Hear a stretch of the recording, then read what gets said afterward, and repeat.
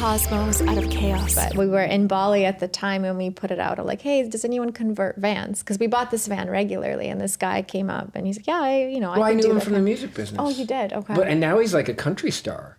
Right? Kyle. Yeah.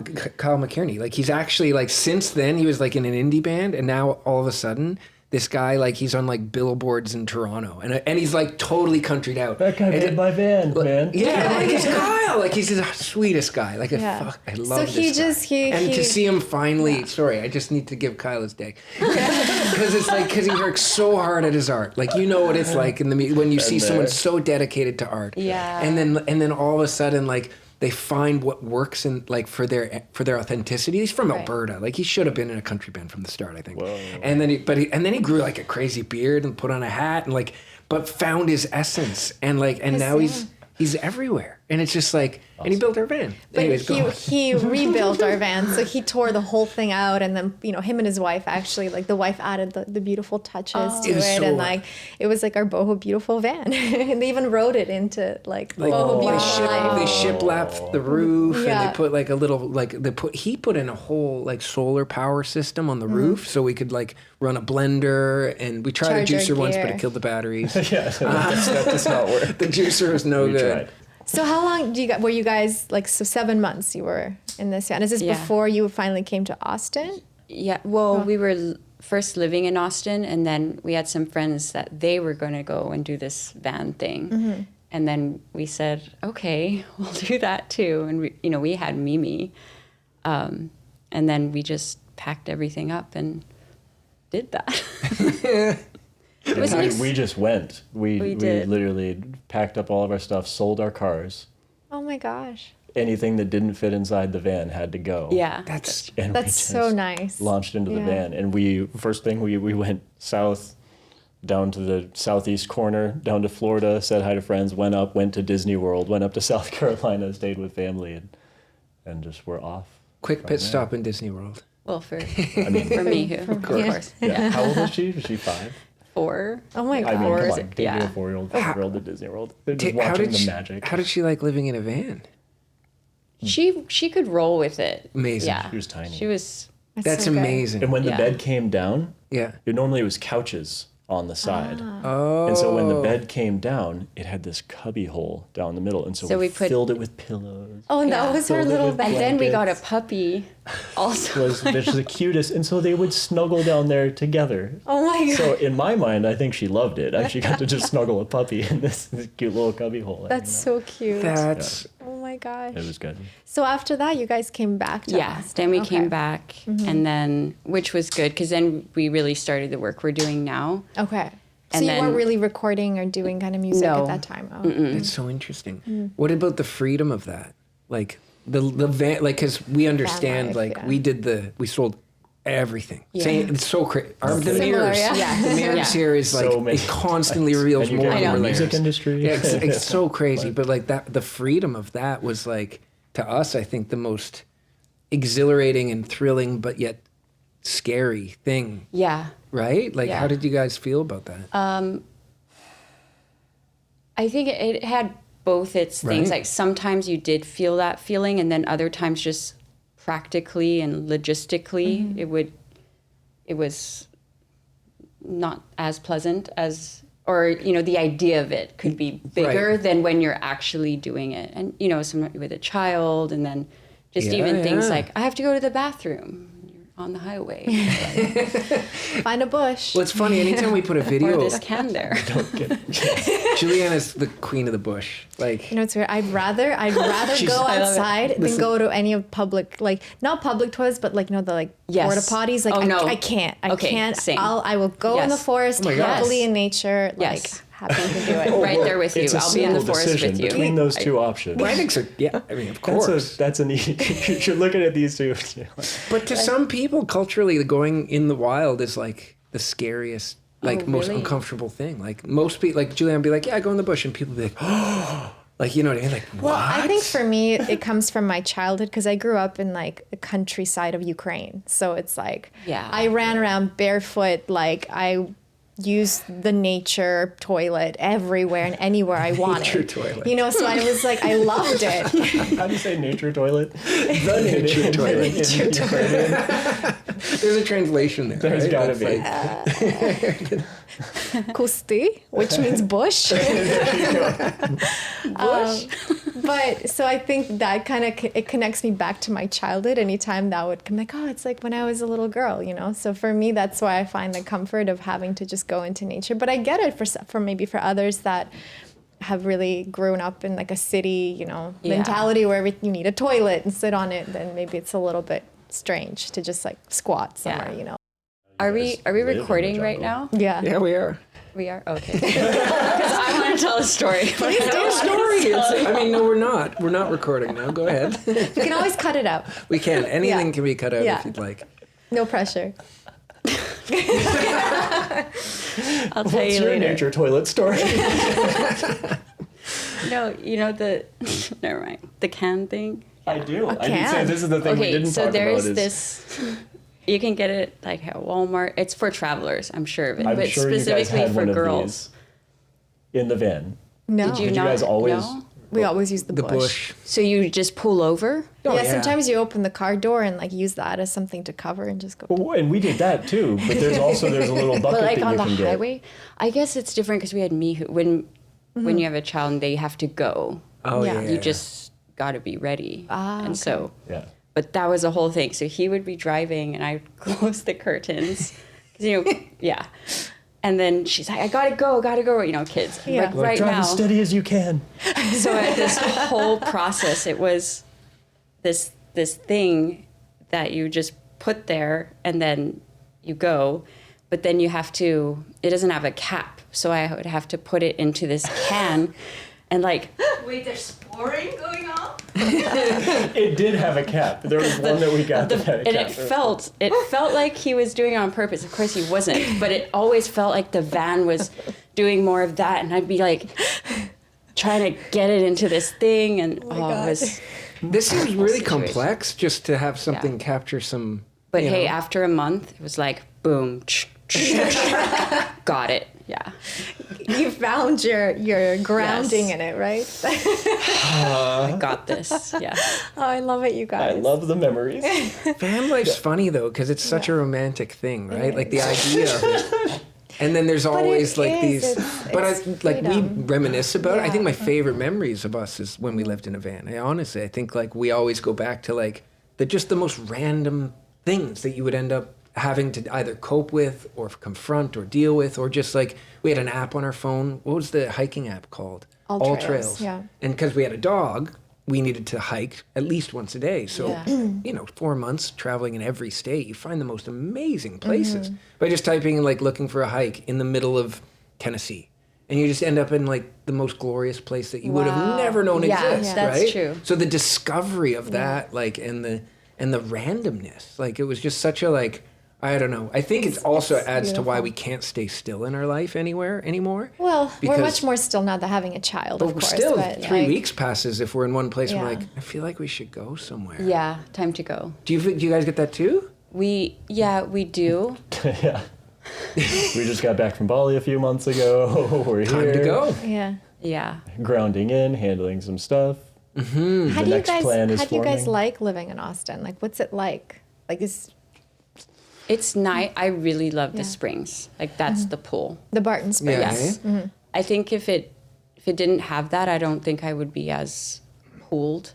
But did you go yet? No, Not we haven't yet, been yet. no. We're waiting to go with you guys. Yeah. Yes. We wanted to actually go on waiting. Thursday, but you said that they're closed. There's Yeah. also today and tomorrow Okay. But they have, and the next day, before Thursday. There's also every day. There's every day. Okay, so the springs. but it will holds be you. open at 7 on Thursday. PM? At if you want. PM? Yeah. Oh yeah, we could do that Yeah. for sure. Bring Xavier. Yeah, Yeah. yeah, I can't wait to bring him there. Xavier's here. Yes, Oh, with yeah. my I really mom wanna right now. meet him. Yeah. Yeah, oh my goodness, he's, right? He's a funny little guy. He's How out old of is he? control these days. He's a year and almost 9 months. So now. he's wild. oh yeah, yeah. I'm He's, sure. He is Yeah. in his wild stage for sure. he's entered it recently, probably in the last month or so. He's just really opened up and just Yeah. Yeah. like he's a He man- wants he's to a go maniac. everywhere, Yeah, right? Yeah. and like Everywhere. Where and do you he's think he got his wildness from? Oh. Was that For me, for sure. Oh my God, for sure. She looked straight to you. Yeah. Well, the things you see this child do sometimes, I'm like, oh my God. Because Mark was saying when he was a kid, he would like take a bike off the stairs and like ride them down the staircase. I'm like, that's what Xavier gonna do. Like he literally sometimes he'll run top speed and we have this like really big pillow, like, you know, those like Like a beanbag pillow. like a beanbag pillow, and he'll run top speed and then like head dive into it. And you're just like, oh my God, this child's gonna hurt himself. Like he's just, he's a little daredevil right now. And I would tell her stories about being like, he opens and locks all the memories of me being young, right? And I'd be like, oh yeah, and I remember doing this. And it's like riding a bike down a hill and just being like, I'm gonna crash. And you're just like, just to see how, as a kid, you're like experimenting with things like that. But you're a rubber band too, you just bounce. But Juliana would be like, you did that? Yeah. Like she'd be so, and I'd be like, I guess, I don't know, maybe you guys can speak to this, but we've never really talked about this with anyone, but I'm like, that must be the difference between childhood as a boy and as a girl. That's we have a girl. It's different. Yeah, so She's more careful. Yeah, always been.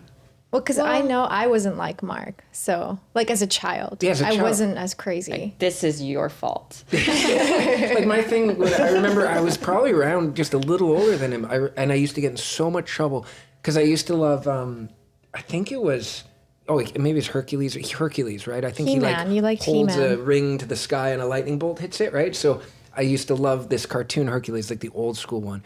And I would run through our kitchen, and there was like a 2-step into a carpeted living room with our old school TV, right? And I would run, and I'd leap in the air and shoot my fist up like that, and I'd land on my knees and just slide across the room. Now, me thinking about this now, I'm like, that's fucking insane. And that would And my hurt. parents used to lose their shit when they'd see me do this, but they couldn't stop me from doing it. And then I see Xavier doing stuff like this. I'm like, clearly, the apple doesn't fall far from the tree. Yeah. And he's already just entering it. I'm like, oh my God, he's going to do the craziest shit. Buckle up. Yeah, right? You're in for a ride. And Juliana's just like, I never did anything like that. But again, it's boys and girls. It's a different energy, like Temperament, right? you know, temperament, all of those things for sure. And it's, I don't know. Yeah. Cool. It's great to see that too. Yesterday we had Mihu's friends over, these two girls, and I sometimes think, wow, they're getting wild, you know, because they'll gymnastics and they're jumping around. But then my sister came with her 2 boys, and sometimes they would even back out and they're like, it's too wild. And then I had this perspective of, when boys get wild, it is a couple notches up. And even for them, because they can hold their own and get into it. And even they like wrestling and stuff. Yeah. But when the boys came in, they were like. This is cool we're talking about this because this is the other reason why I love Austin is these 2 girls that we met. So our daughter's 9 years old. And she now has these friends that are 10 and 11, Bella and Galen. And they are just this trifecta, just what they do. Aurora, our daughter, is just always in charge of fun, and she's a manifesting fun the entire time. Aww. Bella is just feeling and present with everyone. Yeah, she's always really checking what you're doing on your cell phone. She always wants to know what everybody's experience is, and just pure compassion. And then Galen is this powerhouse generator who just makes sure that everything gets done and done well. And so they just are this, when they're together, they just plug into Source and they roll around together. That's amazing. And it's amazing. And so when you find that as a parent, because parenthood is a wild ride, and you go on and you do the best that you possibly can, and then every once in a while you just find yourself in this spot where your child is having this wonderful, nurturing, beautiful experience, and it's not because of anything you're doing, but they're just handling it on their own and receiving all of that you would ever want them to have, and you just let go. Is this real? Is this magical moment so that's happening? Beautiful. And so Austin has Barton Springs and Bella and Galen. That's So it's got like a amazing. really beautiful community Yeah. for you guys here, right? Yeah. That's so interesting because I find for myself and Mark, like something we've been really searching for and kind of why we're like in Costa Rica and then here and here and here. It's Searching. And it's always searching for a community. It's less of like, oh, this place has a beautiful beach or jungle, but it's like, it's the energy and the people that I find maybe right now in a time that we're in that like we're really seeking to like connect. Yeah. Hi. That's why so far the first 3 days in Austin have been beautiful because there's just, and I don't know if there's been a shift since like the pandemic, but we've just been coming across all these incredible people. And you know what's so weird? We posted this thing on social media like 2 days ago, being like, we're going to Austin. And the way the post was phrased, I guess some people got confused and they thought that we said we're moving to Well, anytime we Austin. say we're going anywhere, people think we're moving. We're moving there there, for which some is really reason. weird. Especially when you say Austin, because everybody's everybody- moving to Because of the Austin. Exodus, Well, right? and that too, but I was so surprised there was like these like Clusters of threads comments. comments of people being like, why are you going to Texas and Austin? Like that's so not Boho You guys Beautiful stepped into a vibe. trap. It was we were like, I was shocked because And I was like, what? I was like, for me, I'm like, there's so many beautiful people in Austin. Why do people all of a sudden have this like idea that There's just Oh, a big interesting. dialogue and discourse around moving to Austin right now. Right. That you guys stepped into. I didn't know that. So is like, because for what I could read from this thread, some of the people were really upset because I think they live in a place where their reality means that Texas is like rooted in the That's a whole political nother thing, yeah, yeah. this whole political side, and they're like, they started talking about all the rules and like the laws that have been changing in America and like the divisive nature of Texas versus California.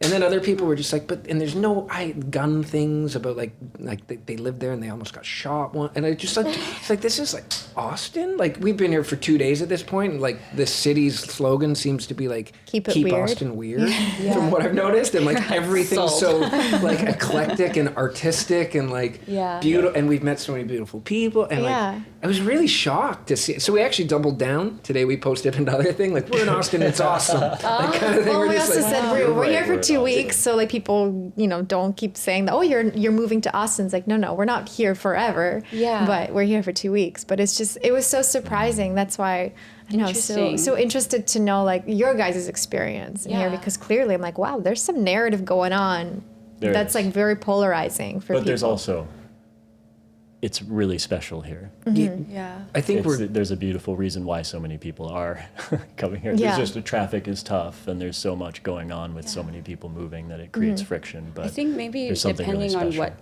circle you're in or what community Right. you're plugged into, Yeah. it probably, I would imagine, it would be similar everywhere, like, depending what you're. This might be biased. Yeah. Sorry, but if you're plugged in right here to Casa de Luz and Barton Springs, right there, Yeah. or actually right there, but you're plugged into a really beautiful part of Austin. Yeah. You guys really sank into, you move into that South First area. I think there's This is a many very beautiful- special thing that's going on. We had inside some of Austin. great advice from two special friends about where to locate ourselves here. I'd love to meet them. So I think we landed where we landed. Yeah, Really, just like we we went like for a our- walk in our neighborhood. We're like, everything's so cool. Like it was It's just so lovely, right? Yeah. nice. It's Yeah. amazing, right? No, it's amazing. And I'm sure, like you said, it probably where you are or Yeah. I mean, everywhere is so diverse. Every city, every community, everything. But like, I don't know. It's interesting. Mm-hmm. It's like, is there bad parts in your experience here? Like, is there Have like you had what do any like negative Is experiences? there things in you Austin, don't or? like about Austin? Everybody's got a thing. Everybody's. I think, I think it depends where you go. Like, there's a part of downtown that's more of the party scene. Right, and, right, and I right. think that gets pretty wild, apparently. We were actually, his brother was doing a show, and we went there, and so we had to go into downtown, and that was a bit of an experience. Yeah. But generally, we're just at Barton and then here in Yeah. or Congress, and it's lovely. The Congress is nice, totally. It was really cool. Sorry for the interruption. I just wanted to quickly say that if you are enjoying this podcast right now, we have put so much love and energy into this creation, and it would mean the world to us if you click that subscribe and follow button, because we've got so many more guests coming up your way, and we could not wait to share it with you. Thank you so much. Now, back to the episode. Are you island people? Like, do you Oh, love yeah. the island? Oh, You're love very it. island. I love how we were talking about the jungle and the bush earlier. Yeah. And you guys, made a home in the jungle. You said, this is a pretty good bush. Pretty much, yeah. Is that your home? Costa Rica? You know what's so funny? Yes, we are building a home there actually in Costa Yeah. Rica, and we're It's going almost back done. there. It's almost done. We're Right. going to be moving in November when we go back. But the weird, strange thing, just like we were saying earlier, how Austin is, changed, and people are kind of coming here of different energies, and it's shifting. It's similar to where we are in Costa Rica and Nosara, but in a different way, because there's a lot of people since pandemic moving to especially Nosara where we are, and there's just like a shift of energy that's happening that we're noticing, like more people, like a lot of American expats coming in, and the cost of living is going up and Going like up, tripling. like the It's locals crazy. can't afford to live in those areas, so they're having to be pushed and moved out, and so it's shifting and it's changing, and at times we're like, whoa, what's happening? Because you're kind of you're committed to that place, but at the same time we're trying to be open with the idea if the external place of where we are doesn't make us feel like we're thriving and really connecting, we have to change. Because everything changes. We change our the locations we move to changes. Exactly. Everything's always in emotion and Yeah. in this state of impermanence and shifting.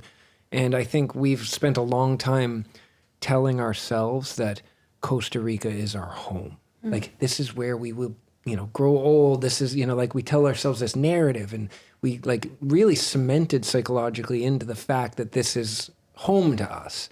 And I think what's been really beautiful is this realization that places change just like people. And even if it's our home now, doesn't mean that it has to be our home forever. And the idea of telling ourselves that is almost like a strange, some kind of like security that, like, I feel like you tell yourself to root in somewhere, to feel like the future, when we truly none of us can know the future. Yeah. But if you tell yourself this is this forever, and you keep continuously telling yourself, there's this sense of security that you get in life, thinking because for us, like, we haven't known our future ever when we've been together. We're always wondering, where are we going to be in 3 months? But then we tell ourselves, Costa Rica is where we'll be for years. And like, then it shifts. And this is what I was saying as It's a well. deep Like, lesson. for us, I feel very connected to like my external environment. Yeah. And for me, if like, for example, if I spend too much time in the city, it affects me in like deeply, and where I'm like, I need to move. I need to go back to nature. I feel like there's too much dust and dirt in my heart from this place. And so I have to remove myself, which is interesting that, before we took the break, I was asking you, like, for doing something that you do, Mei-lan, like with connection and like you're bringing something through you, that connection, does the external environment affect your ability to connect to that deeper? It will influence it, for sure. It definitely influences it. The thing that I've learned to do in these years of doing, and it's still a discovery for me every day. And but something that is quite constant is that no matter where I am, and actually learning to do this more in environments that are not really conducive to just feeling. Yeah, totally. But strengthening the connection to be able to do that anywhere, to just show up and to do it. Now, that being said, because that's a practice, and, you sort of moving into a mastery, into at will, I can just go in, right? But when the environment supports it, it's for sure. It Just easier to yes, go into it opens up, and it's easier to do it when there's space. Like what you were saying, in a city, maybe I feel sensitive to that. I feel sensitive to a lot of people and rush, and especially in the beginning when I started doing it. Now I've alchemized, like, I'm able to show up in a way that's more grounded. In the beginning when I was doing it, it was very challenging for me to even be as a passenger in the car when he was driving on the highway. Wow. Because you're bringing this energy through, and you become so sensitive. So even your physical body has to adjust to that frequency of, and I was doing that, like recording and doing that maybe 6 hours a day. Wow. So you're in that, and you're so sensitive that anything that's out of that feels like a shock. So through these last few years and traveling to Bali, definitely, I had to, because you feel everything that's going on there. At least I do. I feel everything that's happening, even with the local people or what they are feeling. I'm always feeling everything. And so just learning how to be sensitive but be grounded at the same time.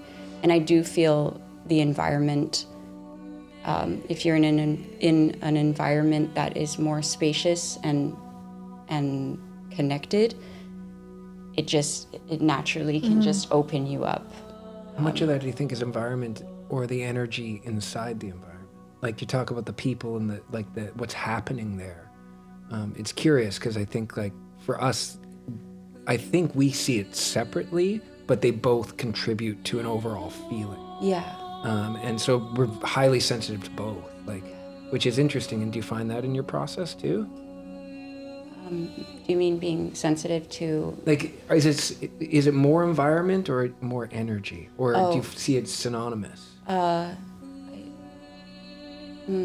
an interesting question, because it's a bit of both, like environment for sure, but I do feel that even if I say I was in the most beautiful environment, but my inner environment was out of balance, or I wasn't feeling good, it doesn't really matter where I would be, because inside I'm not feeling right. So what happens when you're not feeling right? Like, what do you do to ground yourself so you can still be who you are in that moment and do what you have to do? That was definitely also a work in progress and a lot of practice, because I find that with this work there does come a lot of challenge as well. And that's the part that I think a lot of people don't see, is all the work that happens to be able to show up at will in the moment and continuously be showing up. I have a process where if I don't feel good, I retreat into, like, I want to be alone. And then I need to figure it out, like, what's going on? Why am I feeling this way? And then just bring myself back into a balanced space and then go again. I think that a big part of it, what's helped me so much in the work, is the intention behind it, which is to be of service. And I think that question of, okay, what is it? How what is the way that I can, or we, that we can show up to be of the highest service, and then our job then is to live out that answer. And so that's the intention every day. And that helps a lot, because there are many times, like James can tell you too, where, maybe we're going through something, or just something's happening, I don't really feel like it today. That feeling, totally. or, That's normal. Just the normal human experience that we're all experiencing. But when you have that root inside, that intention of, well, how can I be of highest service? And sometimes that might just be sitting there and not saying anything, but that intention is so powerful and strong that it, for me personally, it helps me through anything that I'm feeling, whether it's maybe more of an emotional day, or upset, or frustration, or all the things that we experience as human beings, figuring it out. I find that, living out that answer of how to be in the highest services. Is there anything specific, though, that you do? Like, for example, for me, at times I find, especially if I'm about to, like, be of that teacher, right? Like, the people are watching you, they're following you, like you're supposed to be guiding them through a process. Like, to me, I found some meditations or just like you're saying, finding silence, but also repeating different mantras or even prayers that I personally find help me really ground and connect to like a different energy. And these days I've actually been really working with like the Violet Flame and Saint Germain, and that's been really helping me, and like repeating different prayers of that master. Is there anyone for you or any specific prayers that you've found that help you with that? Yes, there's so depending on what if I'm going through something really processing something within myself and it's a bigger deal, then I definitely am like, okay, bye, like go retreat, and then just at least try to stabilize myself into a calmer place. But there is a prayer that I always say before every either performance or offering, a prayer-formance. And that's just an opening, and I always call in divine presence, source love, source light, and let there be light in me, around me, and through me.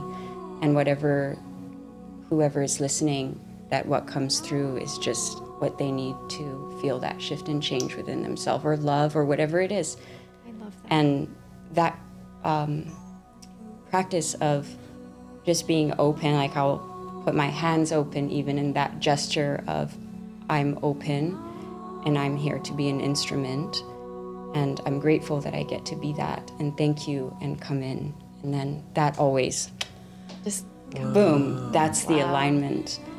And you say that though in your recording. It's not just that you say it to yourself, because I know a lot of I've listened to so much of your music, but it's like, and to me as well, when you say that, like it sets the like calling in so divine presence. That's such a powerful words to say.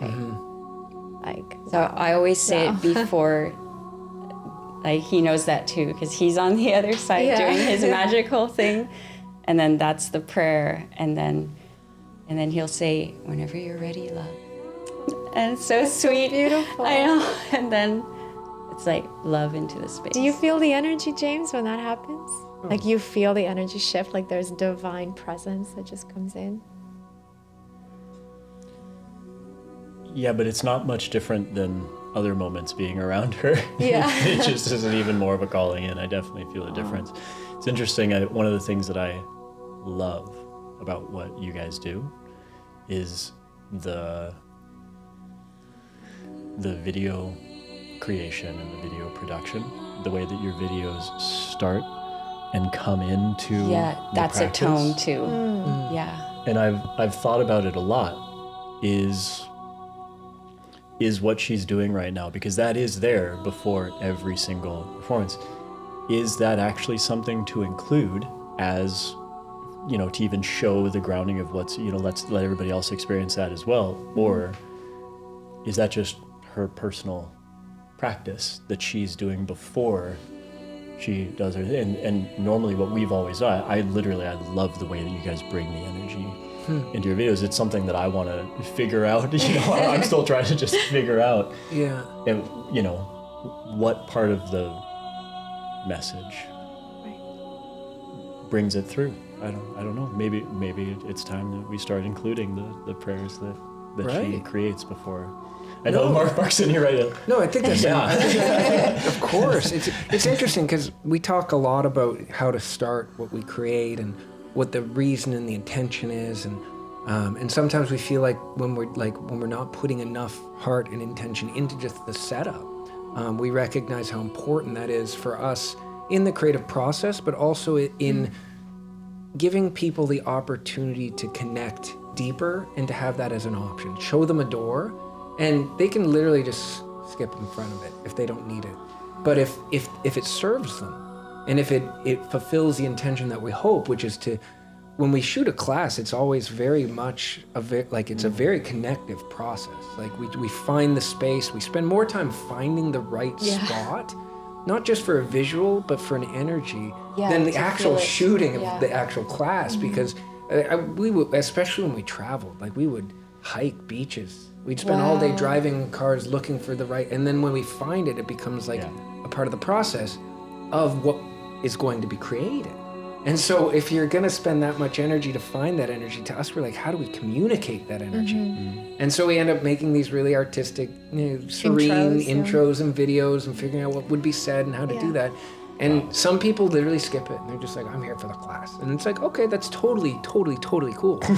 But then there's some people actually connect to that and it becomes a part of like setting them, like the same as almost like it's a prayer to nature. Like, and we try to make sure that we include that aspect of the connectivity of what we. And it's almost like you're removing somebody from whatever they're doing, whatever chaos is going on in their mind, and bringing them into that moment. It's like, when you say calling in divine presence, it's like for that moment, you're thinking about calling in something so much greater than you and forgetting all the heaviness of the world and just being right there with yourself. And the same thing with like why, Mark strives so hard to create these beautiful intros. We could just have a screen that says, Boho Beautiful Yoga, start the class, But it's a similar way because for that moment, we want that 30 to 45 seconds to take that person from whatever they're dealing with and bring them onto their mat and to see like ocean, mountains, sky, sun, sunset, whatever it is, and just be like, oh yeah, I'm part of that.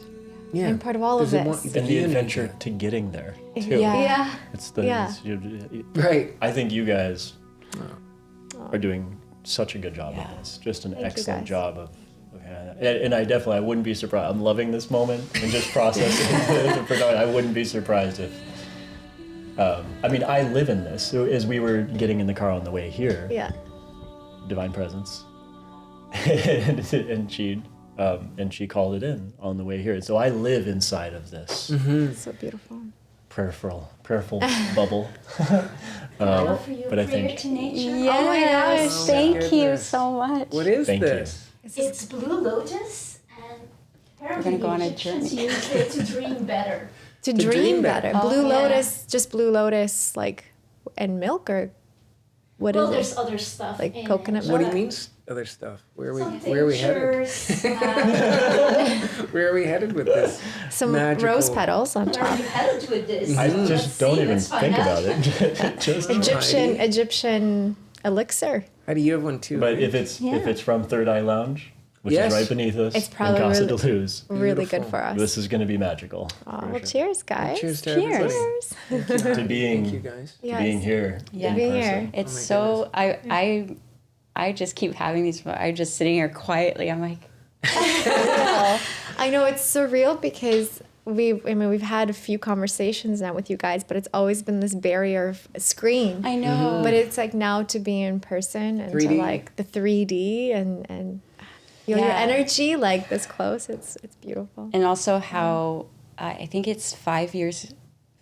ago I started doing your videos, Wow. and so to be sitting here in person with you is so amazing. We just did your video before It's we came here. amazing.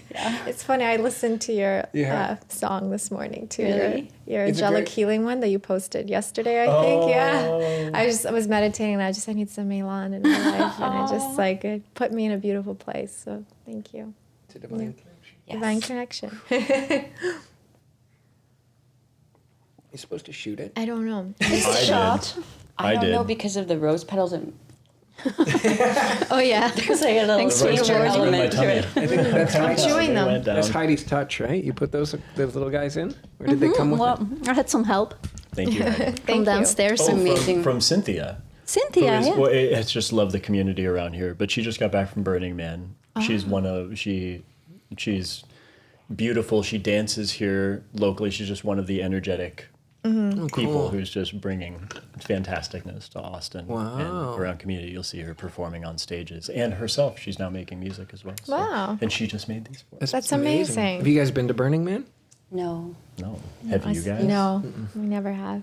We wanted to. I actually really wanted to experience it this year, but with Xavier, it's a little harder. Yeah. It's like, do I really want to bring, a 2-year-old, almost 2-year-old to? Oh, that would be an adventure. But I've heard people that brought their kids. They said it was a little more challenging, the environment. Because it's super Maybe a little dusty, and like yeah, it's a and it's desert. hot, and then it's And a there's little like- more uncomfortable. Yeah, and you're And it was really really off hot grid this year. camping, It was was it? really, Yeah. Yeah. people were overheating this year. Yeah. So maybe one day if you still guys go, continues. then maybe we'll. I know, seriously. We'll like get our van and now I feel open to it. Well, I think again, it's like when you're with the right people in the right community, you can make your own beautiful experience. Because I've heard so many mixed things about Burning Man, because some people like really love it, but then obviously there's like a little bit of a different energy that comes with it as well. So it's like, you know, it's a little bit like, I'm on the fence, like, I want to go. And other times I'm like, I don't know. It's like Envision, right? Yeah. Envision's like Festival. Costa Rica's kind of like spiritual. And it was actually beautiful. We went only every year. once, but we loved it. We had such a good time. Because again, it was like when you're with the right people and you feel the right energy, it's, you know, I wasn't part of like the 4 a.m. raves that were happening. Yeah, like I would be there's the like one that leaves at like, you know, maybe midnight and goes to my tent and sleeps. But, you know, there is a whole other like part of that where people like raving till the morning. No, that was Xavier and Mark. Yeah, exactly. But, you know. Heidi, did you go to Envision? Yes, I did. Heidi used what's to your work take? at the witch area, right? I was in the yoga village, you know, there's like no drinking happening there. Yeah. It's all cacao, like So it's- sound healing, all of these things. I was doing astrology there, yeah. That's super interesting. Because it's like any community you go to, right? There's different parts There's in what you different parts integrate of it. into. Performed at Envision. Who performed? Yeah. Mei-lan performed at Envision. You did? You forgot? She's always still forgot. I know. I'll fill in the blanks here. But that was just so funny. With Unify.org, he asked for a video, and there was one that we'd created, and they actually put on a huge Oh my God. Was it thing at digital? Envision. Yeah, it was digital. We weren't there. She was just there in the spirit realm. Which year? But you I were must have definitely there drank too looking much. over Envision. No Elixir. way. I know it took us somewhere. It was a couple of years ago. A couple years ago, because we went to the 2018 Envision, and then we didn't go to that in 2019, and then COVID happened, and then they didn't have for like 2 years. I think they might be doing it this Right. February. It wasn't 2 years ago. Mm-hmm. It was 3 years ago. So it might have been when we were So there. maybe it was the next year, like the year after, 2019. Yeah, because we missed one. Well, it's funny because to that regard, they've probably performed at a was lot there of with places you didn't know. If it's through the video on the screen, right? Yeah. It's like imagine, it's funny to think about like videos like what we all do, like how many places in the world they've been played. Like, Well. so when you're like, you played at Envision or you performed at Envision, it's like, well, you didn't, but you did. You know, that's really cool. Craziest actually. thing that ever happened to us, we had somebody send us like an email with photos, and it was like this like Israeli army of soldiers, and it was like in one of the posts, and they had this like little projector, and it was like me doing yoga and all these like guys doing yoga, and I was like, wow, Israeli army, like 500 guys all doing. Well, it. 500. It was It was a lot. way less. It was a lot. That's amazing. we were like, oh, this is weird. That's the thing is, you never even cool is know that? how Exactly, far yeah. your sphere of influence. And then we're talking about the intro to the videos, which I'm loving more and more, including the prayers that she creates. Right. We'll let that be for everyone, if that's okay. But goodness gracious, this work to bring goodness into this, to bring this prayerfulness, to bring this intention, and then to set it free, and then videos just out there on the internet now. It could be anywhere and everywhere. To set it free. And that's the It's beautiful thing. It's with the internet and like, or even, you know, platforms like YouTube, they're there forever. And even though like you continue to, you know, move on with your service, with your job, but like somebody could find a video from 3 years ago of yours, and it could be a meditation or something, and they could find so much value in healing.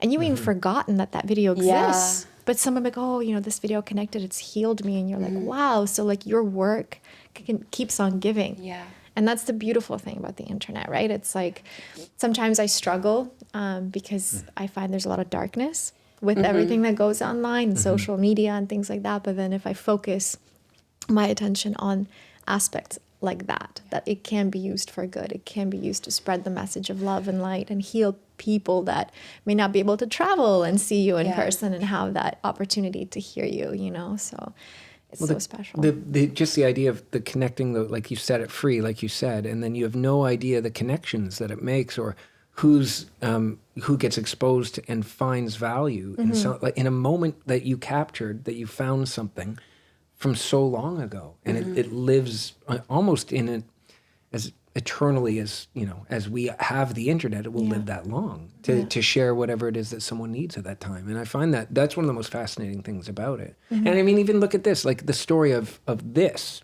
Oh my God, which is so interesting, like thinking about, how we found you. Well, you found our videos. Yeah. But then at the same time, I remember it was first how I discovered you is I came back from a sound healing retreat where I actually met Heidi, which was so funny. Me and Heidi, and a funny story with Heidi and I is we've been following each other for many years before, meaning like we went to the same yoga school with the same yoga teacher in India, but at like different times, but we studied in the same person. Really strange places as well. I did a video from you, like this video in Cambodia in some kind of wild. Yeah. And I remember it was super hard to get there. You had to rent a scooter and it was really not indicated anywhere how to. And you guys were there as well. Yeah, like months before. Like, so we kept like somehow, anyways.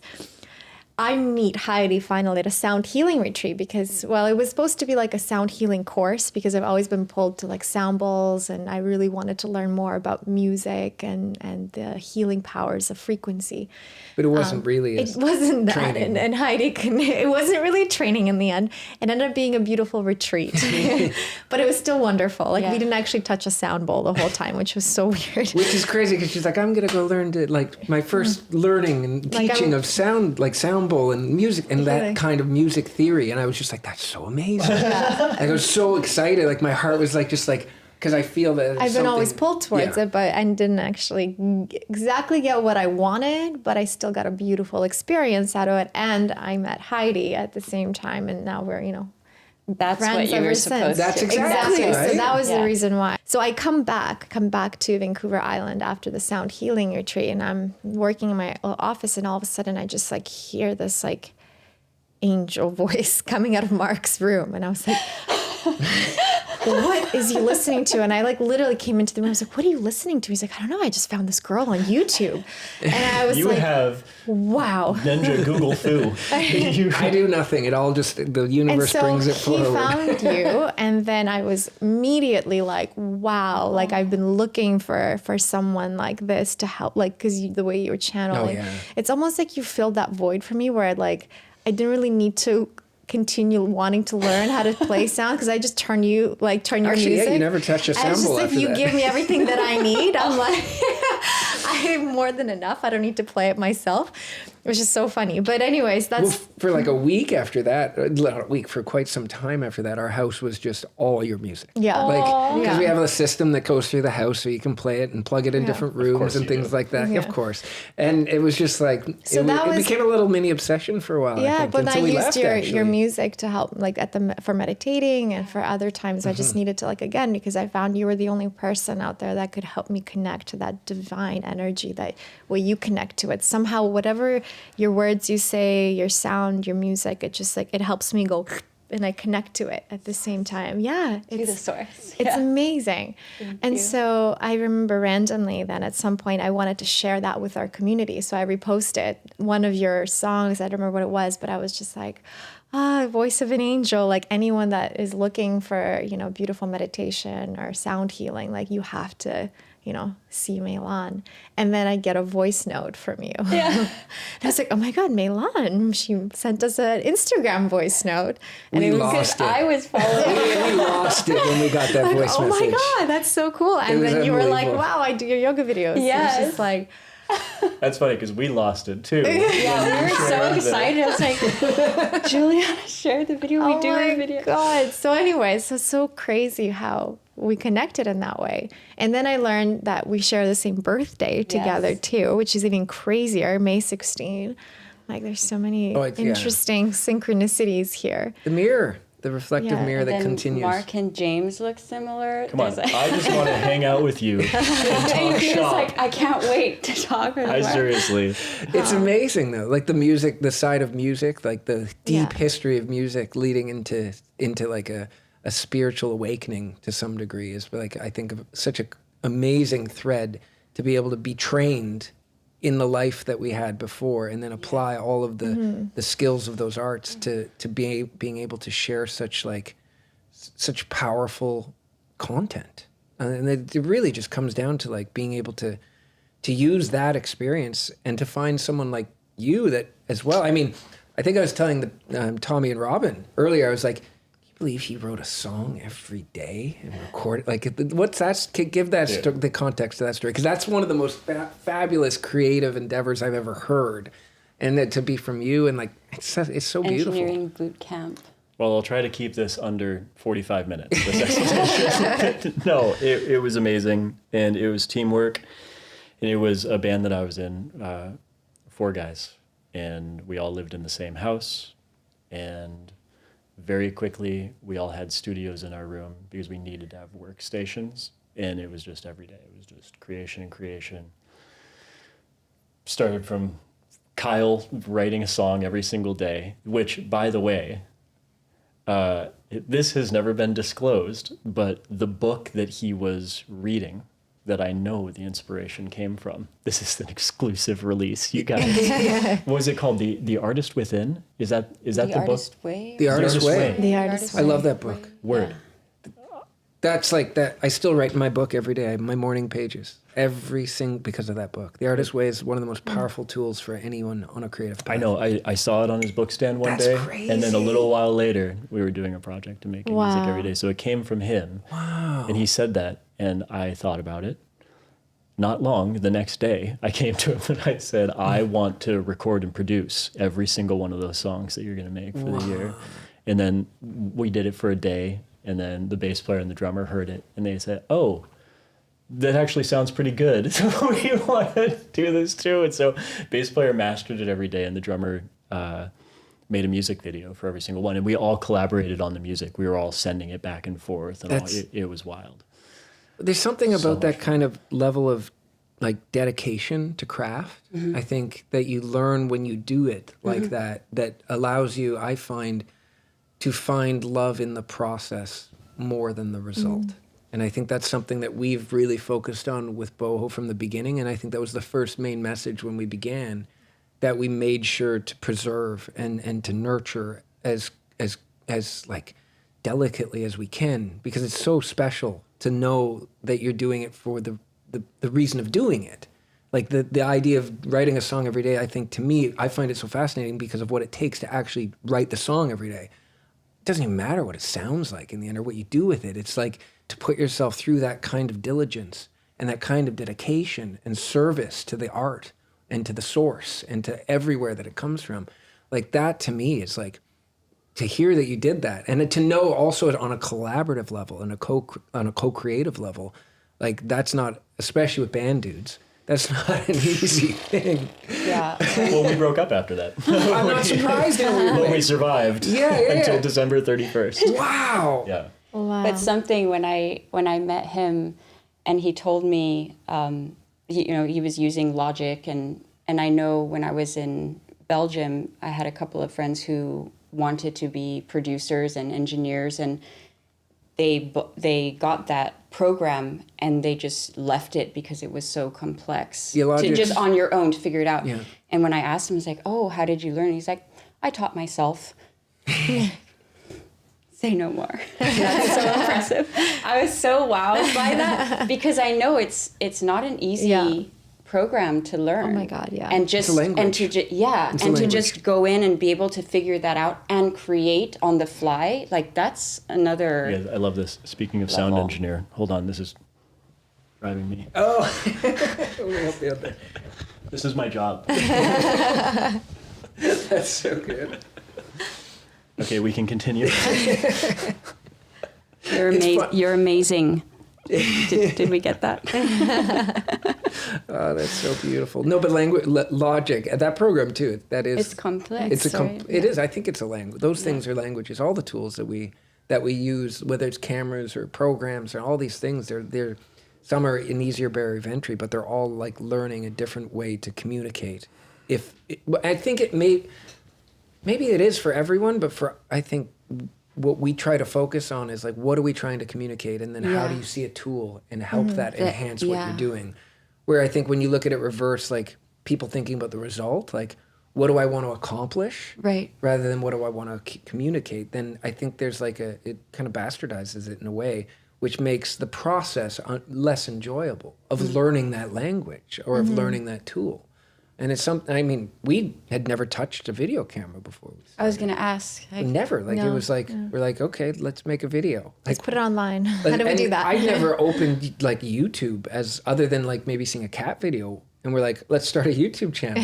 You're like, okay, how do we learn this? Like, what do you do, right? And everything that we wanted to do and have wanted to do with Boho has been like an idea of using a tool to get an energy or a communication or an intention further into the world to sharpen it, to be more effective. But I think it's been just a discovery of like, oh, well, see that over there? That'll help. Let's figure it out, you know? It makes me think of like, there's this Tom Waits quote, and he talks about musicians versus artists. Tom Waits quote. Yeah. This is awesome. And, I love a Tom Waits reference. reference. And he's it's more of a story, I guess, than a quote, but he talks about like, he's like, I'm not, he's like, I'm not a musician. I'm not like, I don't know what to do with these things, but he's like, the difference is I'm an artist. He's like, someone sees a beautiful guitar and it's a Gibson, it's from this year and it's strung perfectly and everything, and the musician will pick it up and they will make beautiful things out of it. And I'll walk into that same room and I'll be like, see that busted violin and that broken speaker and that pot and that stick and like all this stuff. We can make a song and then he's right now. Exactly. He's like, I've got exactly what I need. Let's use all that and let's just make something amazing. Yeah. It's like Skrillex. Skrillex, yes. what did he won the Grammys that year. Yeah. And he was mixing on broken speakers. Right? That's so cool. And that's how he made his music so different. No, I know, right? No, not just that. It kind of sounds like the speaker was Well, broken. it does a little bit. Funny story. Right? Like it's, I think I know how he broke that. Skrillex was the first show that you and I ever went to. yeah, Mark and I went to No a kidding. Skrillex Yeah. Come on. concert. Yeah. Skrillex What is concert. it? What You don't know Skrillex? No. It's like Oh my goodness. not was it dubstep. It's dubstep. It's the root. It's the epitome of that. But it's like really Wild intense sounds. and wild, and it's like still- it's like electronic, but like a level higher than electronic music. It's like broken speakers, electronic music kind of thing. You know, like it's. I still listen to And it. Mark I listens to still it love whenever, it. like, anytime I hear Skrillex, I'm like, okay, he's trying to pump himself up. He's like doing some kind of workout because His it's like first EP, like it's the like Scary intense. Monsters EP, is like it's Scary Monsters. it's I'll pull it up. amazing. Yeah. I mean, because and it's funny because he comes, not to get too Skrillex on this, but he comes like he was in like an emo band, right? He was in this band called From First to Last, like swoopy hair and like just like emo, like they were huge, but they were cheesy and like kind of like to anyone in the older generation, it was like they're just From First to Last. The kids love it, but it's garbage. And then he had this like renaissance, which is so interesting, where he just decided to take the things that he learned and figure out how to then create something new. And I think it's the last time I ever heard a new type of music. Because we're at this point where like now we're hearing things molded together, Right. but I don't know the last time I've heard a new sound. And the first time I remember my buddy was doing a show for Skrillex at a club, and he's like, oh, I have Sonny from First to Last is coming. He's got this new electronic thing, and I'm putting on a show. And there was like literally 20 people there. And I went to this show, and it was just to be like, what is this? And it was just like I'd seen the light of like a new thing, a new sound, a new experience to like resonate in your body. And that was the first time I'd ever heard dubstep. And it was just like, literally, I was just like hooked. Yeah. Like, I was just like, it's new. Because you don't hear new things anymore. Yeah. Like when's the last, like you hear beautiful things and sort of like derivatives of things. But the last time I heard a new sound was that. And so I'll always be dedicated to that EP. I mean, dubstep, I got over it pretty quick after that. But just that experience of like, you know, it's like the first time you heard the Beatles. You know what I mean? Because before you heard the Beatles, it didn't exist, to you at least, right? So the first time I heard the Beatles, I remember I was a kid. My dad put the record on. I And remember it's so the beginning. inspiring, Yeah, right, and to I hear remember hearing the something. beginning of Sgt. Pepper's, and I was like 8 and being like, really kind of weirded out, but kind of cool, and what, you know, like that experience. And so I don't know. So interesting, like music and what, like I was just thinking about how like Mark uses Skrillex, like very intense music to help like raise his energy, to help him work out. And I always think about like music, sound, like what you guys do. It's all frequency. Yeah. It's all energy, and something that I've always been super connected to and pulled towards anytime like, and you guys have done it. It's like in angel frequency, or there's like specific frequency of music that you can play that affect the body in a different way, affect the brain in a different way. Like, how does that work? I don't understand it. I just see numbers, but how does that work on the brain? It's a complicated question. Yeah, to put into words. Talking about music is like dancing about architecture. That's beautiful. That's a nice way to put it. Dancing about architecture. We'll do our best. I know it's hard to put it in words, but I'm just like, I'm so fascinated how people can measure the frequency. Oh, so you're talking actual frequency aspect of it. Well, the scientific component of it, right? Like you see like 42 hertz or something, and Right. and then it's Well, like it this affects is a the super brain interesting question, in a and different there's so way. many different ways that it's been studied. Sorry for Yeah. No, please. You said it's studied in many different ways. Okay, as scientific as we get, and I love this. This is exactly the way that I want this to be. Is Mei says, "Play me that note from streaming source energy," and we play, and I know that this is a B, and it has a minor tone to it. I know that there's a flat 3 in there, and I don't, by the way. and so I'll play that, and she'll say, yeah. "Not this one, maybe a little higher." Yeah. And I play the note from "Make Me an Instrument of Your Peace." Yes, Like A, we created so, those okay. notes in the original, so I know what it is. But this is literally as scientific as the process is for choosing the right note for something. It's all intuition. It's the feeling. Really? And when Well, she for feels me, the right I don't know note, for other people and, how- and it can be one day before she would have heard that what did I say, B from streaming source energy, and it would have lit her up, and she would have said, "This is the one," calling in divine presence. Because you're feeling it. You're not thinking. Your brain isn't in the scientific component. No, You're streaming and when I think energy. it's Stops. done. But yeah. she knows when she's heard the note. But I that can is feel it. What she's there for. Yeah. Wow. So we have all the different notes on the scales. So, C, D, E, F, da, da, da, the way to A, right? And then in the moment, I'll feel, okay, give me a G. And then he gives it. And then nope, it's not the G. Okay, give me this one. And then till you find it. And you just know. I mean, I don't know. Is that right to say you just know? Yeah, you do just know. Yeah, you can feel it. You feel You it. feel when it's on and when it's not on. Totally. And it's not only notes for us. We also have music. Right, Sometimes it's she'll ask for a I want to do soundtrack, Soul yeah. Calling from Reverence. She wants to do a live performance on this or something. So it's this isn't something that we write the previous day and say we know what song we're going to do tomorrow. It's Which is- definitely because every time we do that, it almost stands in the way Yeah. Right. of once you get. But to that something moment. interesting I found also, depending on what the situation is or the experience is, I can have an idea of what I want to do, and it's not the one that's supposed to come through. Because you said thinking. Yeah, rather than I feeling. think, okay, I think I'm going to do this and this and this, and then it's not the one. It's almost like you're not in control in that point. No. Something else is in control of you, like you are an instrument for a divinity. So, and it's like, it's got its own plan, It what it does. wants to bring through you. And my job is to get out of the way, honestly. So That's the job. we've talked a lot about process, and we talked about intention and setting the stage and all the prep and everything that goes into it. So now, when you do what you do, how do you explain what happens?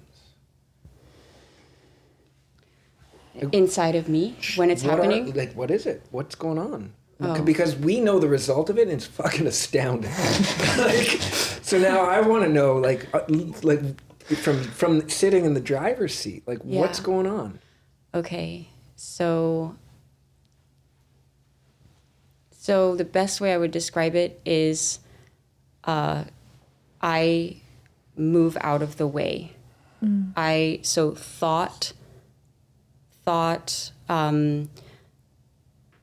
not really emotions, because I do connect emotionally, so I do need to connect there, but mainly thought needs to go. And any preconceived ideas of what I might have around it, even when the sound is coming through of, does it sound good? Is this right? Like all of that. The ego. Yeah, has to go.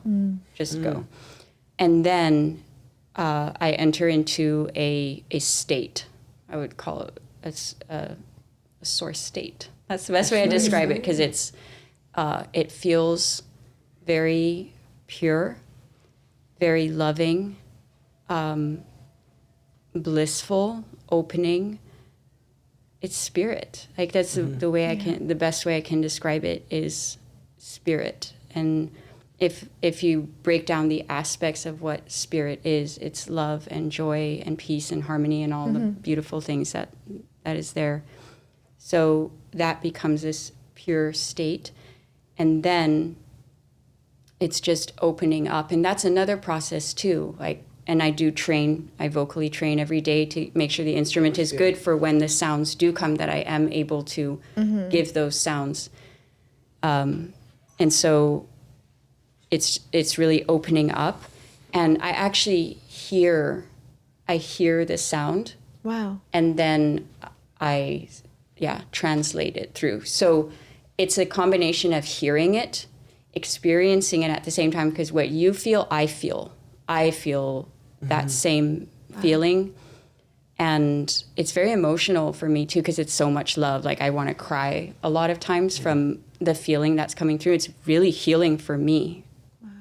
Like bringing that through, it does a lot. Of course, like the vibration and the feeling of it and the warmth. And then I hit this moment where it's a communication. And this part is so beautiful to experience, because it's this communication. Yeah, see, I feel it. Wow. With divine presence. And you're just like in love. Yeah, that's the best way I can describe it. It's so beautiful. And I think that's what you feel, because a lot of people say they have that experience and they cry. And I understand. I always tell people, I understand that because I feel that. And to get to that place, it's like the energy of it or the frequency of it is devotion. That would be the best way. Because it's like, you know, if you're so in love and you don't care, you know, that feeling, you're like, I just want to be with this person, and I love, you know, and you can do things that maybe you wouldn't do before because you just feel this feeling. Yeah. It's like that. Wow. But it's balanced at the same time. It's anchored. So you're like, my body, my being is anchored in this energy, and it's aligned with it. And then you're just like communicating with it. And yeah, it's really beautiful to experience. So that's what's going on for me. Wow. That's the idea that you actually hear it before it comes through. So it's like you are receiving. Yeah, like when you're explaining it to me, I'm just having this vision of literally like something is reaching and coming in, and they're like whispering in your ear, or he or she or the source, and then you're bringing it forward. Like, wow. Yeah. And if I don't hit, like sometimes I'm given a note, and then I'm like, no, I don't want to do that note. Like, because if it's really high, like sometimes that happens, or I didn't do it on the time, like say I hear it and I missed it, I'm given a different, it's like I'm always rerouted. Whoa. It's very interesting. So there's that piece of that etheric part.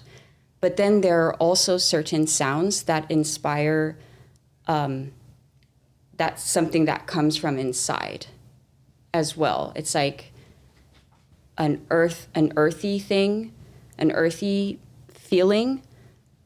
And also, it's like something that comes from deep in my soul, and it like wants to be expressed out. Wow. And that feels really good too, because it's a soul expression, and we all have that, and we are all able to do that, to just to tap into that space inside of us and communicate it and express it. And it's tribal and it's earthy, and it's like a lower sound that comes out. And so it's a combination of something that comes from deep within and is also communicated. Wow. So it's like, then there, yeah. It's almost, there's like the saying, they say that our ego, right, especially right now in this modern day society, our ego has imprisoned our soul. And that is why we've lost, it's severed our connection to the source. And it sounds like when you're saying what you're saying, it's that feeling, it's like your soul is being, and your ego is being pushed to the side because you're getting out of the way. Yeah.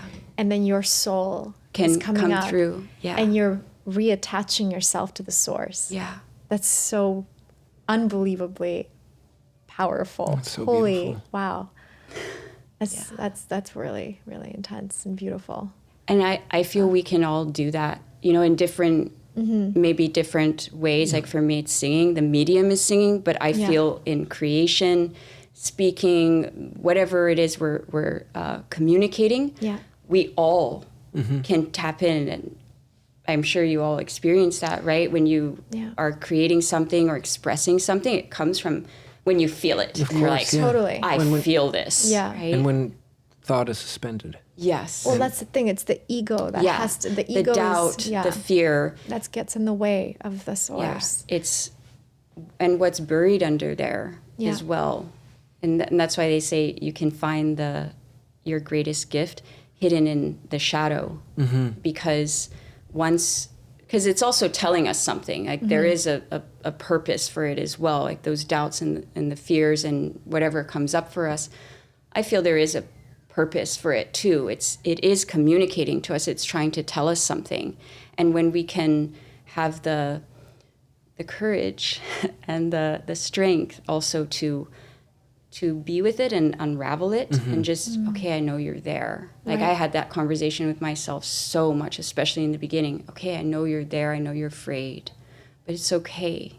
It's okay because courage is here too, and love is here too. And we're going to do this. And I'm right here with you. Like I would have these conversations with the ego as well. That's like, amazing. shh, they're there. Wow. Yeah. And then after a while, it just, it can open up and then be expressed.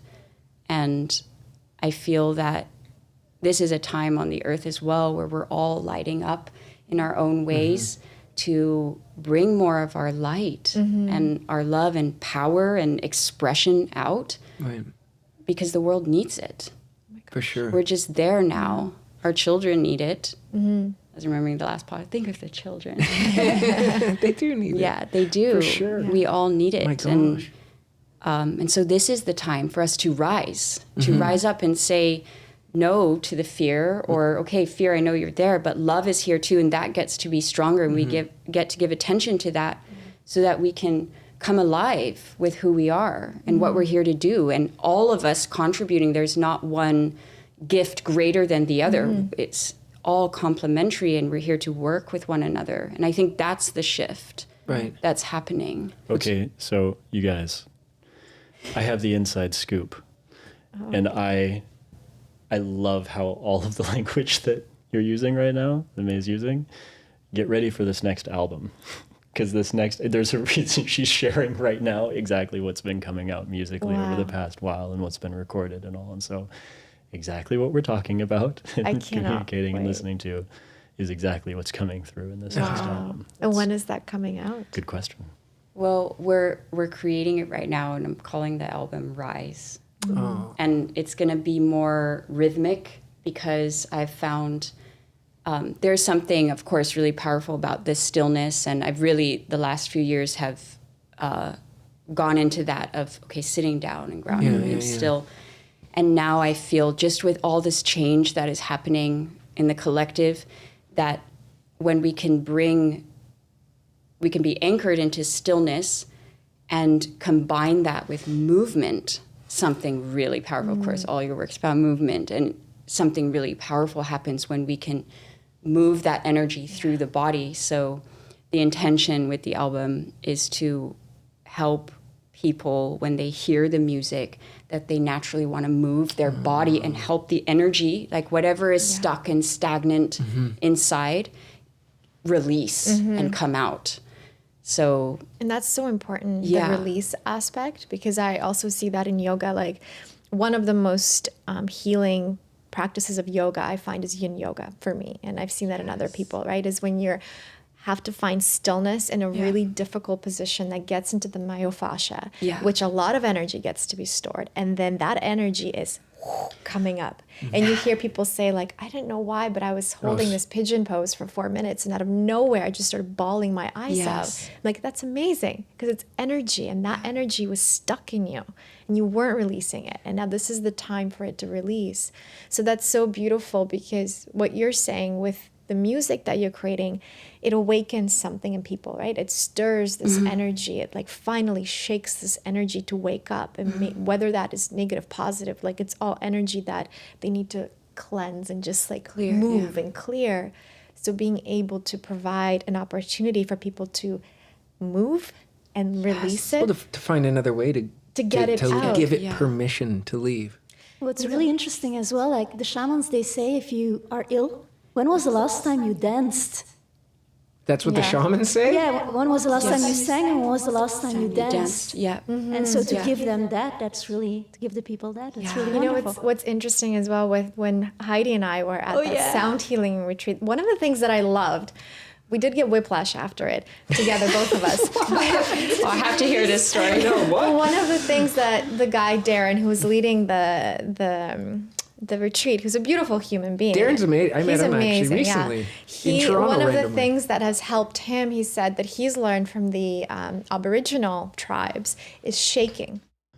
Sorry for the interruption again, but if you haven't clicked that subscribe or follow button, please do it because it'll definitely help us bring this podcast out to the world. Thank you so much, you guys. Hope you're enjoying the conversation. Have you guys ever heard of shaking medicine? And it's like you start to shaking every part of your body. And at first, I remember the first time you told us to do it, I was kind of like, I don't know, this is weird. That's like, how I feel right now as you say this. Well, that's weird, right? But then you go in and you hear this like kind of tribal beats and like this music that just starts to awaken this energy.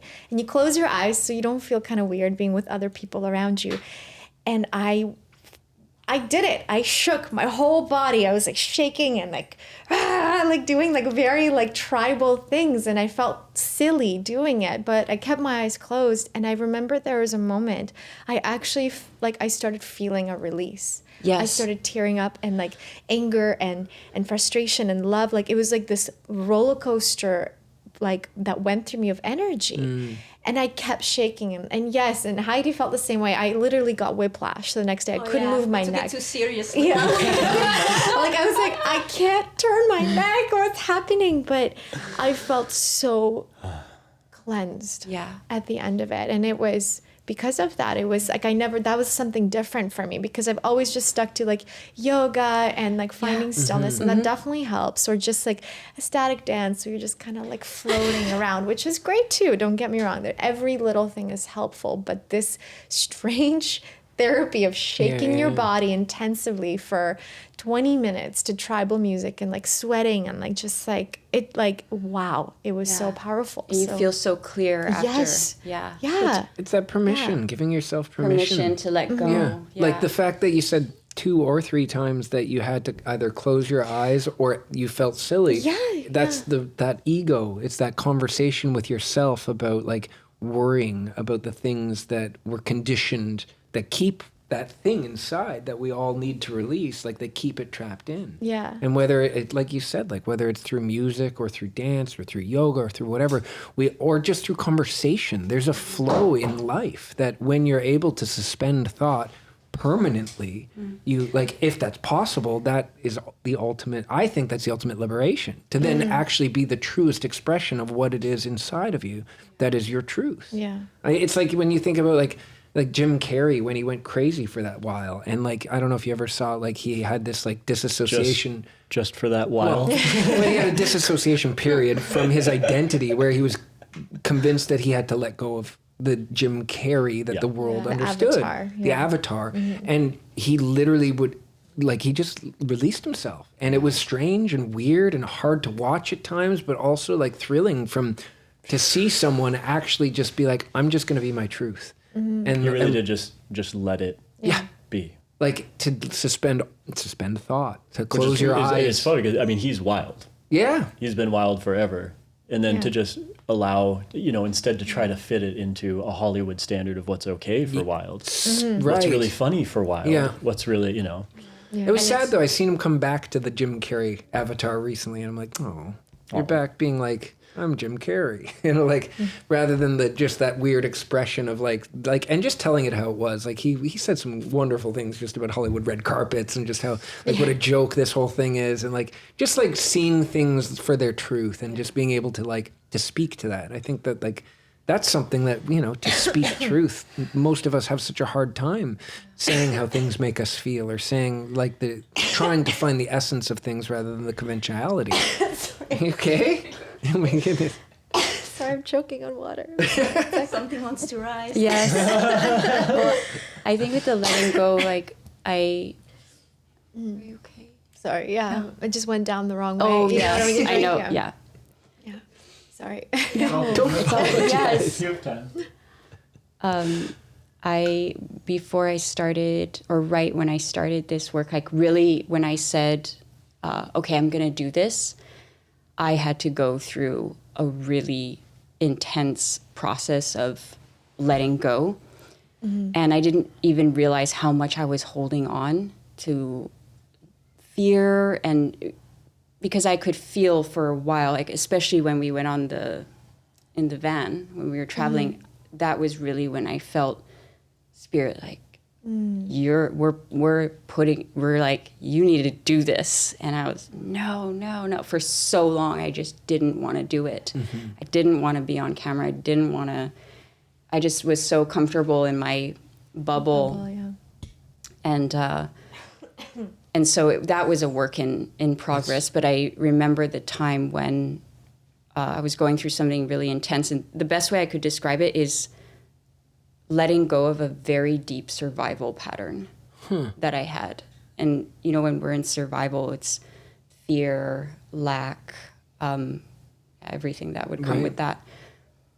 And it was very painful to let go of it. It was scary. I would say scary to let go, because you don't feel good, but you don't know what's on the other side. It's very uncomfortable. It's very uncomfortable. Yeah.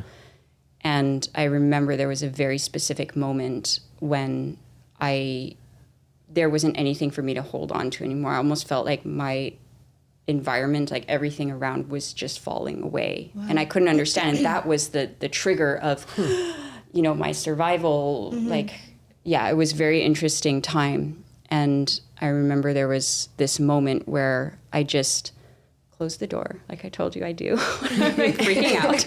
I go into the room by myself. And I just had this moment. I started crying, and I just sat there, or maybe I was on my knees. I don't know. I was crumbled on the floor somewhere in a pile. Oh my gosh. And I just said, I surrender. I let go. And it was this thing of, use me. There's nowhere for me to go but here, and take over. I'm done. Whatever it was I'm holding on to. I'm sorry, I'm laughing, but I know that you're speaking from your internal process, but if any of it had opened the door seen her in this process, what you would have found is this beautiful, perfect meditation. So I understand what you're saying. I know it must feel like inside. That's how she inside, was I was but there are so many times that I just come in and it is just, gosh, I wish I had a camera going right now. This would be some great B-roll. Yeah, I do hear James, he peek in.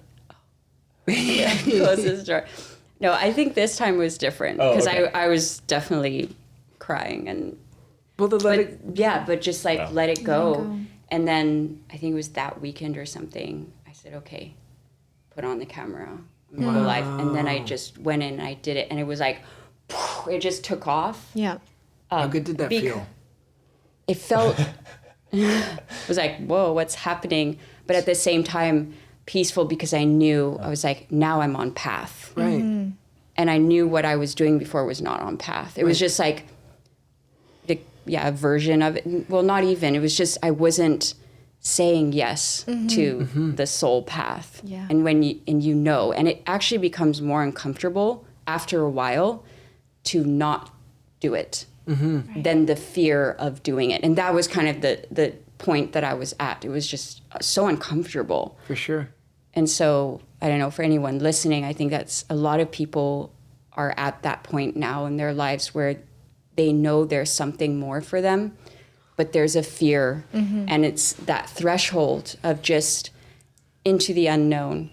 Into the unknown. I know. I'm seriously going to sing Frozen 2 first. That's so really relevant. powerful. We talked about that yesterday. We literally were talking about that Right? There's so yesterday. many people right now that can feel that soul urge and calling, but there's this fear of, well, will I be accepted? And what is it like to be seen? And in their own version, not saying you have to be doing any of this, but just showing up. And everybody, we know inside, we know. And when we can stop and listen to what is my purpose, what is the calling, and then we live out that answer, because the fear is the living it out, right? Yeah. So It's putting the ego to the side. Again, we have to put that ego aside just for a moment. And to like open the space. But to make that choice, follow it, what you said is so interesting. It's so uncomfortable to live with that feeling. yeah. But it's just as uncomfortable to face it and do something about it. And so So it's really uncomfortable. it's all Either way you go. when you're not doing Yeah, how do you feel during this process? Right? I'm Deeply scared. uncomfortable. right? And you have to make the choice to either figure out how to cope with the uncomfort and not do what you're here to do. Yeah. And that's what I think is so important to people that could be listening. It's like, if you have that feeling that something isn't right in your life, it's really easy to bury it and to hide from the uncomfort, but you'll always feel it, and you'll always also wonder, if you didn't do something, What would it like be? what would it be if you had? So would you rather take the chance and possibly fail, whatever that looks like, but there is no fail if you take the chance and do something to face it and find that truth and discover, or continue your life always wondering and feeling uncomfortable? Like, it's like, which pill do you want to take? Well, clearly you'll go with Morpheus, right? Like, let's go into to find the truth of it all, right? But the interesting thing too is, like, even in your situation, it's like, even you followed this path and it, in your perception, failed. Let's just say it wasn't connecting. Yeah. You can always go back to where you were. Yeah. Right? Like, Yeah. so really, if you look at in that situation, like the things that you want to do, that you feel that soul calling, like, what's the worst that happens? Okay, it doesn't work out, or it doesn't, like, at least you can go back to where you were and be like, well, that failed, but I learned so much. And at least now I have a clear answer. Maybe I have to take a slightly different road. Right? So it's facing that fear of doing that first step to follow the path and then letting it reveal itself. And the thing that's so beautiful and interesting is that when you can align with your purpose and your soul's path, there's no way you'll fail. Yeah. Because one way or another, you'll affect somebody with it. And You you'll know what I discover mean? what you're supposed to Yeah, discover. it's a discovery, because a lot of people ask, well, I don't have this an obvious thing. And I think that's where we can get really stuck. And believe it or not, I didn't think singing was my thing. And when I say that, people are like, what? You know, wouldn't that be? It was not. I did. I didn't at all. And it was a discovery, and it's still a discovery. And I think that's so important. Our path is always unraveling. And when we say yes to just the first part, like you said, I really love that you shared that, because it's so important for people to know that. It's just that first initial step, and then that door opens, and maybe that thing, like if we get attached to it and say, this has to be it, that can get, we can get stuck and clouded in that. But it's just being open, like, okay, now I'm going to show up to this, and then this, and then this. And we don't know what that, the rest will unfold. Yes, and that's the mystery. And then the fear turns into curiosity. And that's so beautiful as well to experience. And learning to trust. Yeah. Once the first and the second and the third step was made, it's like, now just trust. Yeah. Because whatever comes out of it is meant to be. And it's never easy to And trust. it's never easy, It's of always course. fear. Like every time we go to do something, like even just this podcast, like there's so much fear involved in just sitting down and having conversations, because you're doing something that's different and inordinate to what your everyday behavior is. So anytime we challenge anything that seems like something new in life, like it comes with fear. And fear is the barrier that when you get through, it reveals what you were supposed to learn. And I think like we're such a fear-ridden society. It's so crazy to think about like how much fear controls every one of us. But the more you fight with it and the more you wrestle, in a sense, like, I think when fear comes now, like, to give it the respect it deserves, like, to not be frustrated with it is a beautiful thing. To be like, yeah, like what you said, I thought was so stunning. Like, I know you're there, but there's also love, and there's also discovery, and there's also adventure, and there's also all of the things that, should I give you the credit you deserve? Sure, but I won't let you own me. Right. And I think that's something that's missing in our culture. It's like, everyone talks about like a fearless thing. Like, there's no such thing as fearless. Like, that's insane. Like, it's like the Nelson Mandela thing about, like, you know, like, about courage. Like, it's not the absence of fear. Like, it's being able to know that it's there and continue on the path. And I think that's so, like, overlooked because everyone's like, see what you do, and they're like, you must do it with, like, fearlessly. But, Yeah, like, no. Right? Right? Like, every time we roll out a mat, we're like, is this video gonna be good enough? Yeah, of course. Is what I'm gonna, like, because we don't make our classes up ahead of time. It's like, am I gonna channel It's what a I need similar to way. do? It's Like, just in the physical like, space, so, like, right? everything Like, we do, we sit down yeah. to have a conversation today. It's like, oh, how's this gonna Yeah. go? And but like, you learn to just be like, well, it's gonna go how it's gonna go. I'm going to show up. Yeah, Exactly. It's gonna show up. And I think when we start showing up in life, like, that's when life starts showing up for you in a way, you know, like, and you start to find the things you're supposed to find. I don't know, fears, it's just such a, like, that's the real pandemic. You know what I mean? Like, fears, that's the thing that's, like, just running rampant through society. So you said, how good does it feel? And we explored the fear and the scariness that can go along with, you know, what has to be approached and what has to be dealt with in order to reach that. But I know what you're saying when you say, how good did that feel? Because you brought up the 365, making a song every day for a year. And that was the absolute hardest project that I'd ever done until it was the easiest project. Because before that, we were, oh my gosh, what kind of song do we want to write today? Oh, can't write that. That sounds country. Can't write that. Oh gosh, this sounds electronic. No, I need an acoustic guitar over here. And oh my goodness, the amount of time it takes and the product at the end and everything. But after song 50, they You're did like, not no, care. after song 261. It takes a while.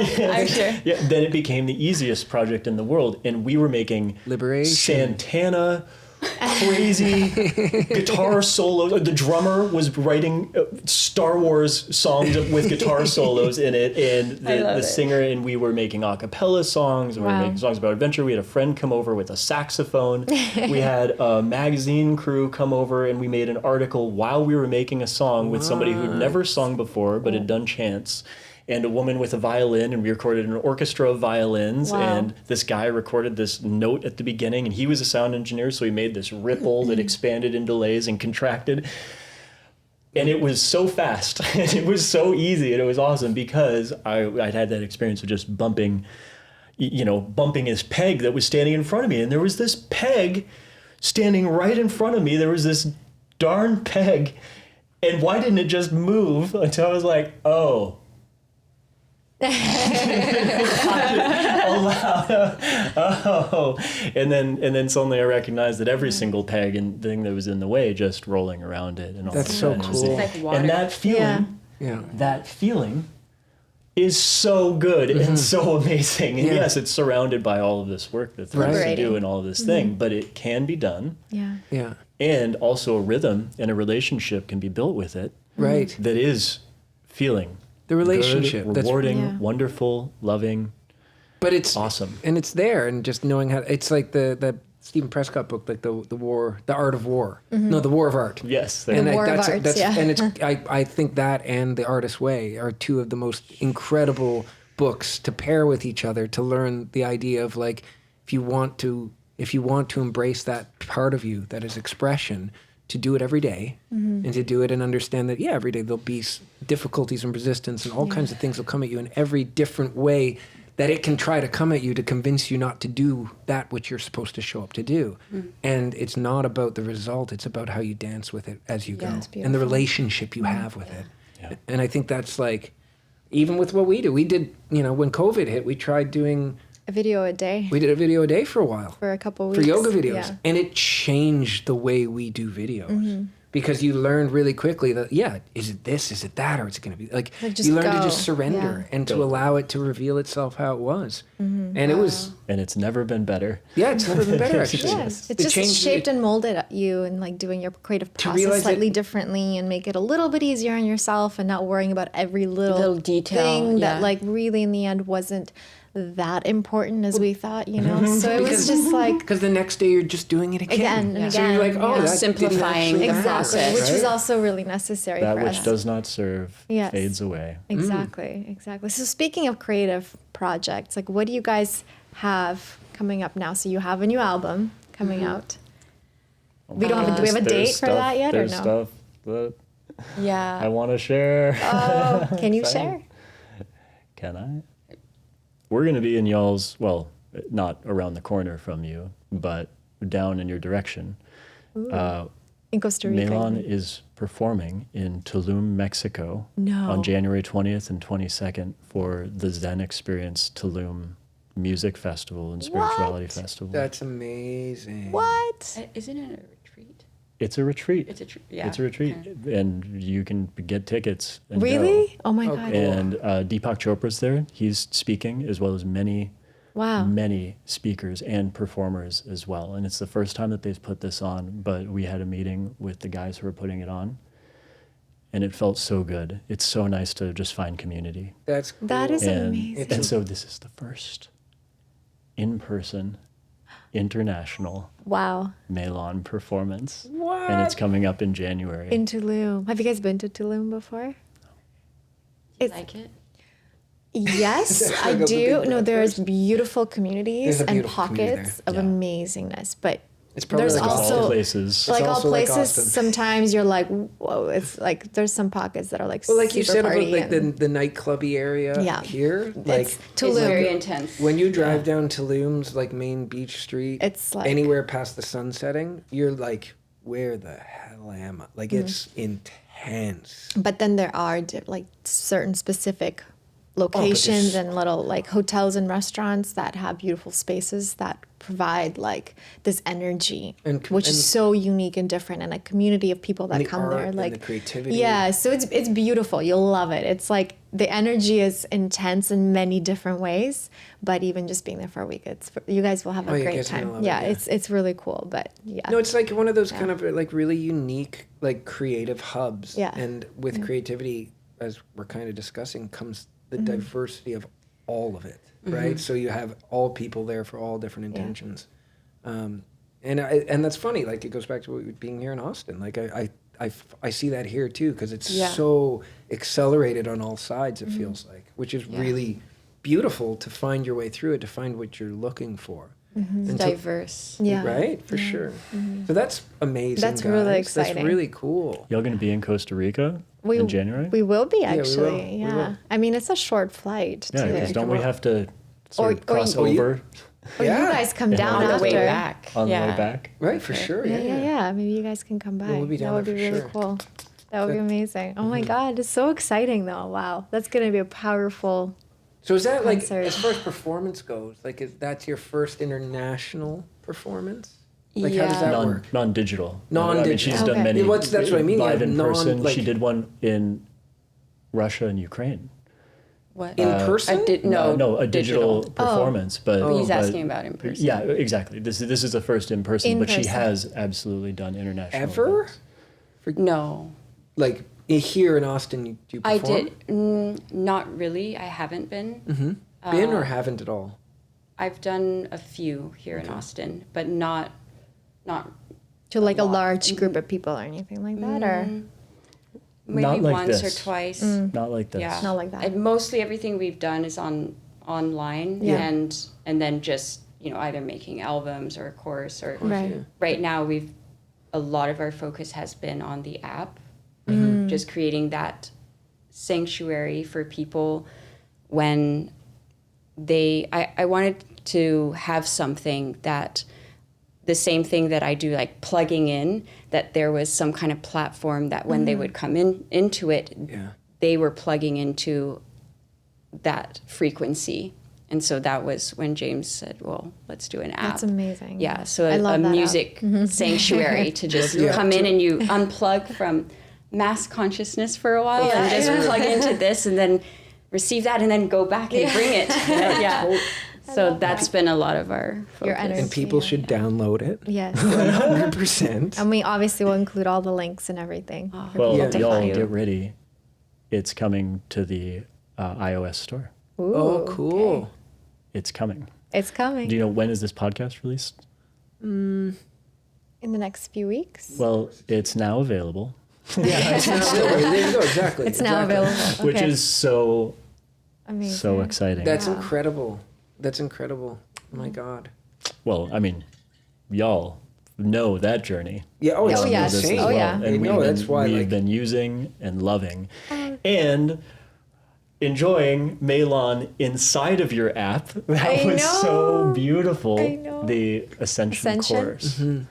And just being a part. Oh, come on. It was you so guys. great to like honestly like to have your energy and your music part of that program was like the cherry on top of everything. You know what I mean? Like Ascension was it's almost, I think, well, we're very music-driven people, but I would say it's the spine of it. It in a is way. actually, yeah. It was like that program was we created it and then somehow through the creation process it ended up being so much bigger than we even thought it We were would like, be. let's make Ascension. So And then it just like we went into like a 3-week like writing like portal of like we creating. went to Brazil to Wow. do post-production. We just wrote. Yeah, like we this just- book we wrote around this it. book through But it, then like- adding like your sound and again like that frequency, that energy frequency, yeah. of the music with the classes and then the locations. It just like We should it do took a it. live one, like a live retreat, Ascension 100%. retreat. Wow. That would That would be- amazing. Like the yoga and the music. That would be and powerful. Astrology and Yes. all the Oh my things. God, that would be Wouldn't that be unbelievable. fun? Mm-hmm. We could get in a van and then tour. There you go. Great. Go back to van life dying for again. van Van life life again. again with Really? the Oh, kids yeah. and everything. Except right? now, we've upgraded to double-decker bus life. Yo.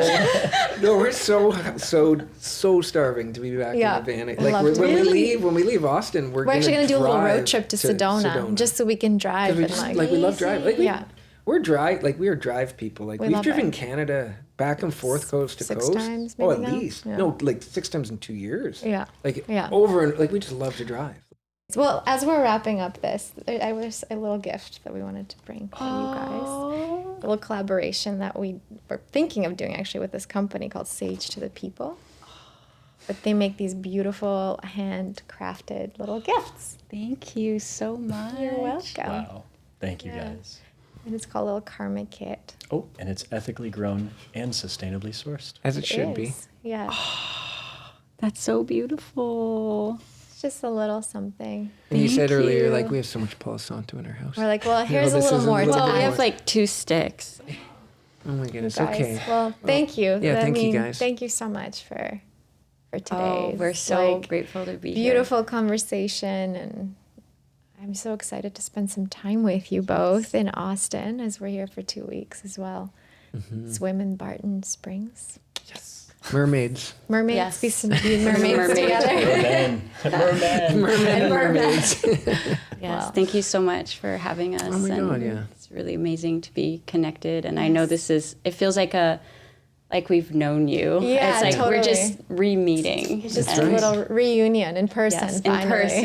Right? It's beautiful. Yeah. Lifelong Oh connection. my Yeah. God.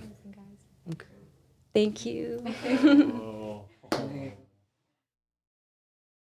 And that's a wrap. This was our very first Stars and Destruct episode with Mei-lan. I hope you guys enjoyed it. If you did enjoy it, click the subscribe button, please. Or follow. Depends which platform you're on. Or go to starsanddestruct.com and learn more about everything we're doing with our wonderful team to bring these episodes to you guys. Thank you so much. Sending you all our love.